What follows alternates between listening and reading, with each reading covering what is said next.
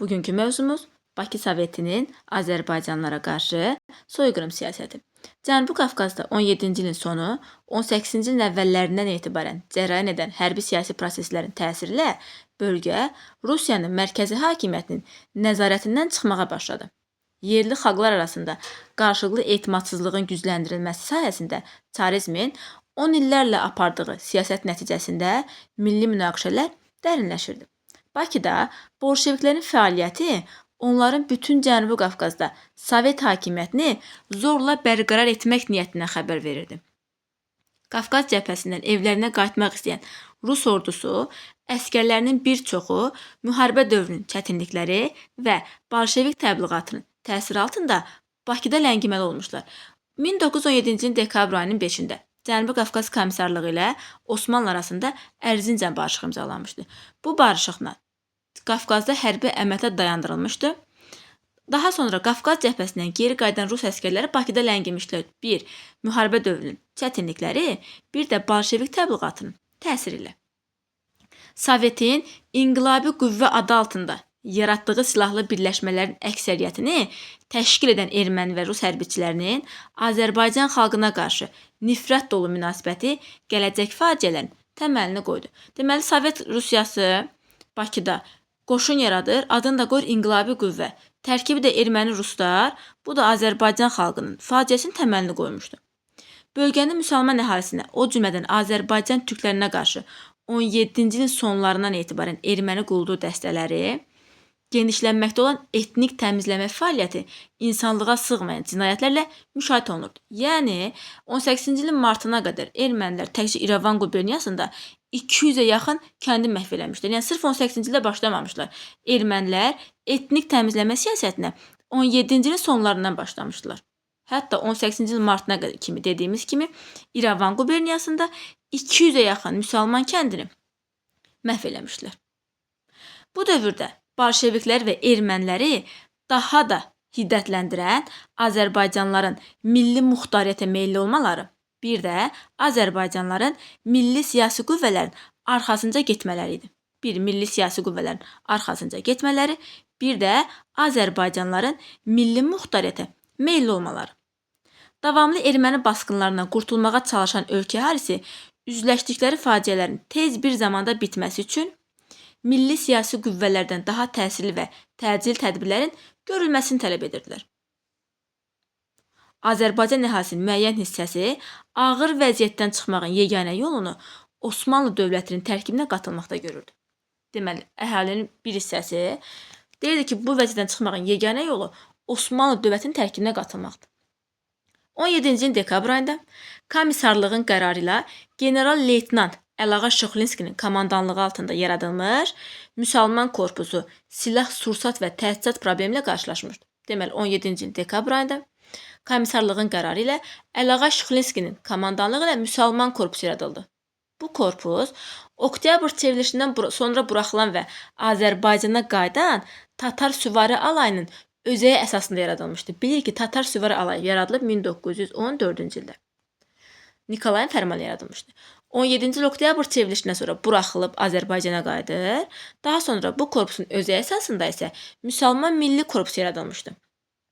Komissarlıq Qafqaz cəbhəsində tərxis olunmuş 2 Rus diviziyasının hərbi əmlakının müsəlman korpusuna verilməsi haqqında qərar qəbul edir. Lakin icra eləyə bilmirlər. Bolşevizm və şovinizm təbliğatının təsiri altında olan Rus hərbi hissələri silahlarını Azərbaycanlılara könüllü verməkdən imtina etdikdə bir çox hallarda onlara qarşı güc tətbiq olması zərurəti yarandı. Deməli, qərar verirlər ki, cəbhədən qayıdan əskərlərin 2 alayı silahlarını Azərbaycanlılara versin. Onlar da bolşevizm təbliğatının təsiri ilə silahları vermədikdə 18-ci ilin yanvar ayında Şəmkir dəmir yolu stansiyasında cəbhədən geri qayıdan və bolşeviklərin təsiri altında olan Rus qoşunu ilə onları tərkisiz silah etməyə çalışan Azərbaycanlıların silahlı qüvvələr arasında toqquşma baş verdi. Deməli, silahları könüllü vermədikdə onlar da 18-ci ilin yanvar ayında geri qayıdan Rus qoşunlarını tərkisiz silah elədilər. Nəticədə tərəflər arasında toqquşma baş verdi. Münaqişənin aradan qaldırılmasında Fətəlxan Xoyski, Xəlilbəy Xasməmmədov, Rüstəmboyev mühüm rol oynamışdı. Hətta həkim Rəfibəyov yaralı rus əsgərlərinin müalicəsini belə təşkil eləmişdi. Yaralı rus əsgərlərinin müalicəsini təşkil eləmişdi. Lakin hələ də Bakıda Azərbaycanlıların iri silahlı birləşmələri yox idi. Deməli, hələ də Bakıda Azərbaycanlıların iri silahlı birləşmələri yox idi.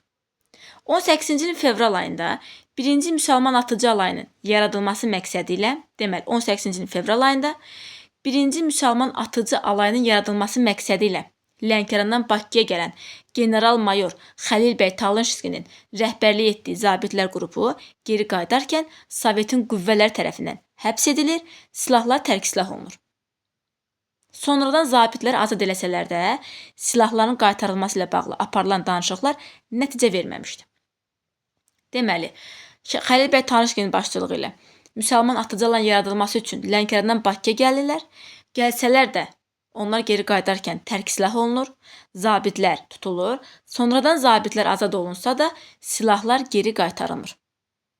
Bakı Soveti əlavə gücə malik olmaq üçün 1918-ci ilin martında Daşnaqlarla Azərbaycan Milli Hərəkatının əsas qüvvəsi olan Müsavata qarşı hərbi siyasi ittifaq bağladı.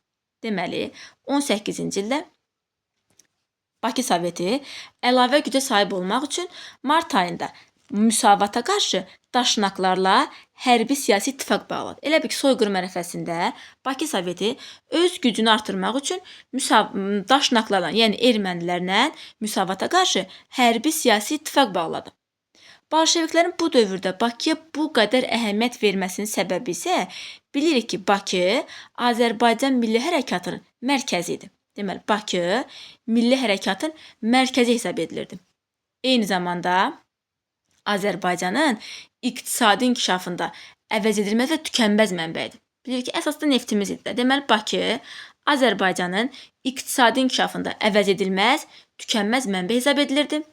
Bu şəhər həm Azərbaycan Milli Hərəkatının mərkəzi, eyni zamanda bolşeviklərin isə öz hakimiyyətlərini Cənubi Qafqazda yaymaq üçün mühüm dayaq nöqtəsi idi. Ona görə də Bakıya bu qədər önəm verirlər. Və nəhayət 18-ci ilin mart ayının 30-da soyqırım başlayacaq. Soyqırım başlamasına bəhanə isə 1918-ci ilin mart ayında Müsəlman Süvari Alayının bir qrup əskər və zabitinin Evelina sərnişin gəmisində Lənkərandan Bakıya gəlməsindən bəhanə kimi istifadə edirlər. Evelina gəmisində Lənkərandan Bakıya gəlməsinə bəhanə kimi istifadə edirlər. Əslində həmin qrup 18-ci il mart ayının 27-sində görkəmli Azərbaycan xeyriyyətçisi Tağıyevin faciəli şəkildə həlak olmuş oğlu alayın zabiti Məhəmmədin dəfnində iştirak etmək üçün getmişlər. Lakin tutulurlar, silahlar tərk-silah olunur. Bu hadisə müsəlmanların kəskin etirazına səbəb olur. 18-ci il mart ayının 30-da soyqırım başlayır. Deməli, alayın şəxsi heyəti Bakı Soveti qüvvələr tərəfindən tərk-silah edildi.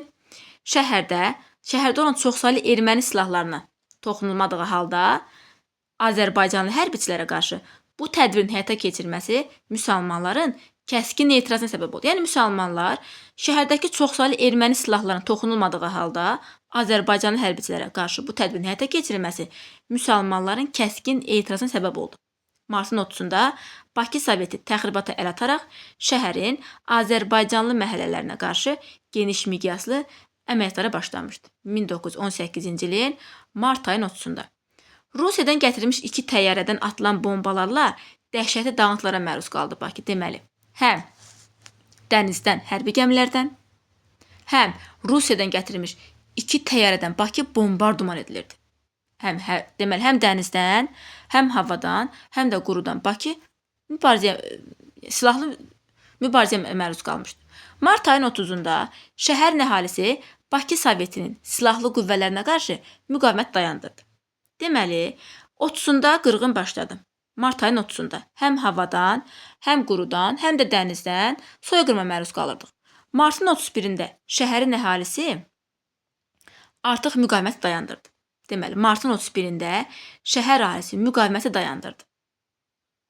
Bakıda soyqırım zamanı həm Kaspi, həm Açıq Söz qəzeti, eyni zamanda İsmailiyyə Xeyriyyə Cəmiyyəti Təzəpir və Şah məscidləri dağıdılmışdı. Deməli, həm Kaspi, həm Açıq Söz, həm Təzəpir məscidi, həm də Xeyriyyə cəmiyyəti dağıdılmışdı.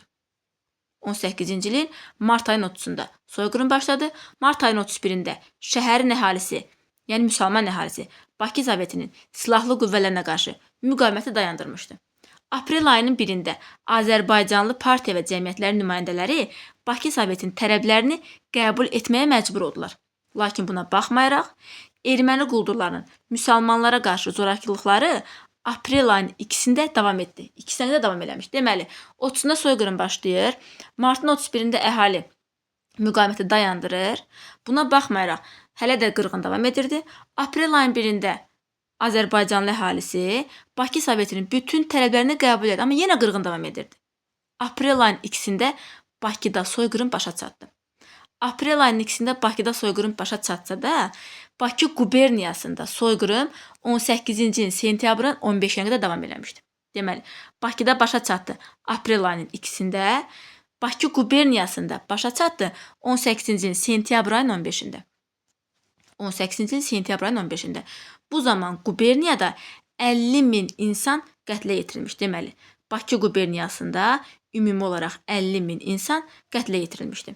Hətta 1918-ci ilin iyul ayında AXC bu hadisələrlə əlaqədar yaratdığı Fövqəladə Təhqiqat Komissiyası erməni bolşevik qüvvələr tərəfindən Bakıda, təkcə Bakıda 12.000 nəfər müsəlmanın qətlə yetirdiyini müəyyən elədi. Deməli, 18-ci ilin iyul ayında AXC soyqırım hadisələrini araşdırmaq üçün yaradır Fövqəladə Təhqiqat Komissiyası. Bu komissiyada araşdırır ki, təkcə Bakıda soyqırım zamanı 12.000 nəfər həlak olmuşdu. Deməli, Bakıda 12.000 nəfər, Bakı quberniyasında 50.000 nəfər. Soyqırım başladı martın 30-u. Əhali müqavimətini dayandırdı martın 31-i. Əhali bütün tələbləri qəbul elədi aprelin 1-i. Bakıda soyqırım başa çatdı aprelin 2-si. Bakı quberniyasında başa çatmışdı sentyabr ayının 15-i. Ümumi Bakı quberniyasında 50.000 insan, təkcə Bakıda isə 12.000 insan qətlə yetirilmişdi. İndi baxaq qırğınlara. Azərbaycanın müsəlman əhalisinə qarşı erməni quldur dəstələri Bakı quberniyasının bütün ərazisinə yayılmışdı. Martın 30-da Bakıdakı məlum hadisələri bir neçə saat qalmış Şamaxı qəzasında başlamışdı soyqırım. Deməli, hələ Bakıda başlamamış martın 30-da ilk öncə Şamaxıda başlayır. İyulun sonuna qədər davam eləyir. Şamaxıda 20.000 insan qətlə yetirilmişdi. Şamaxı quberniyalarına başçılıq eləyirdi Lalayan, deməli, Şamaxı soyqırımlarına başçılıq edirdi Lalayan. Hətta qırğınlar zamanı ermənilərə Malakanlar da kömək eləmişdi. Əslində əhali Malakanları gözləmirdi, çünki onlar onlarla dinc münasibətdə yaşamışdılar. Amma Malakanlar da ermənilərə qoşulub Azərbaycanlara qarşı soyqırım törətmişdilər. Deməli, martın 30-u Şamaxıda, iyulun sonuna kimi davam elədi. Başçılıq edirdi Lalayan, qoşulmuşdu Malakanlarda. Daha sonra Quba qəzasında 18-ci ilin aprel-may aylarında erməni silahlı dəstələri qırğınlar törətdi. Deməli, aprel-may ayında Quba qəzasında başçılıq edirdi Hamazasp. Quba qəzasında müsəlman kəndlər dağıdılmış, 4000-dən çox müsəlman öldürülmüşdü. Deməli, martın 30-u iyulun sonuna kimi Şamaxıda, aprel-may aylarında Qubada Hamazasp başçılıq edirdi, 4000-dən çox insan öldürülmüşdü. 2007-ci ildə Qubada kütləvi məzarlıq aşkar edilmişdi. 2009-cu ildə İlham Əliyevin sərəncamı ilə soyqırım memorial kompleksi yaradılmışdı. 2013-cü ildə isə açılışı keçirilmişdi. Deməli, 2007-ci ildə məzarlıq aşkar edildi. 2009-cu ildə soyqırım memorial kompleksi yaradıldı. 2013-cü ildə isə açılış olmuşdu. Daha sonra soyqırım davam eləmişdi. Aprel ayının ortalarında Lənkəranda. Deməli, aprelin ortalarında Lənkəran qəzasına basqın edən erməni quldur dəstələri xeyli sayda yaşayış məntəqələrini qarat eləmişlər. Ardınca keçdilər Salyan qəzasında 2000 nəfər. Deməli, Lənkəranda 3000, Salyan qəzasında 2000 nəfər dinc müsəlman əhalisi qətlə yetirilmişdi. Aprel ortasında Lənkəran 3000, Salyan 2000 nəfər. İyun ayında Kürdəmir və Göyçay qəzalarında. İyun ayında Kürdəmir və Göyçay qəzalarında ermənilər qırğınlar törətdilər. Daha sonra etnik təmizləmə adı ilə, ermənilər Naxçıvan, Şərur, Üçməcin və Zəngəzur qəzalarında qırğınlar törətdilər. Deməli, mart ayının 30-da Şamaxıda, daha sonra Bakıda. Şamaxıda iyulun sonlarına qədər başçılıq edir Lalayan, aprel-may aylarında Qubada başçılıq edirdi Amazaz, aprelin ortalarında Lənkəran, ardınca Salyan, iyun ayında Kürdəmir, ardınca Göyçay, daha sonra etnik təmizləmə adı ilə İrəvan quberniyasının Naxçıvan, Şərur, Üçmərcin, Zəngəzur qəzalarında soyqırımlar törədilmişdi. Ümumilikdə 100 mindən çox türk müsəlman əhalisi soyqırıma məruz qalmışdı. Beləliklə, Bakı şəhəri və quberniyasının bir çox qəzalarında müsəlman əhalisi daşnaq bolşevik quldur dəstələrinin zorakılıq qarşılığında Sovet hakimiyyətini tanımalı oldular. Deməli, soyqırımın nəticəsində əhali məcbur qaldı Sovet hakimiyyətini tanıdı. Bakıda siyasi vəziyyət bolşeviklərin xeyrinə dəyişdi. Bugünə qədər Azərbaycanlılar muxtariyyət tələb edirdilər. Artıq soyqırımdan sonra Azərbaycanlılar başa düşdülər ki, Rusiya bizə muxtariyyət verməyəcək. Artıq onlar muxtariyyət yox, müstəqil dövlət yaratmaq uğrunda mübarizə aparırlar. Deməli, soyqırım nəticəsində vəziyyət bolşeviklərin xeyrinə dəyişdi. Bakı şəhər və quberniyasında əhali Bakı Sovetinin hakimiyyətini tanımalı oldu. Artıq insanların muxtariyyət uğrunda yox, müstəqil dövlət yaratmaq uğrunda mübarizə apardılar.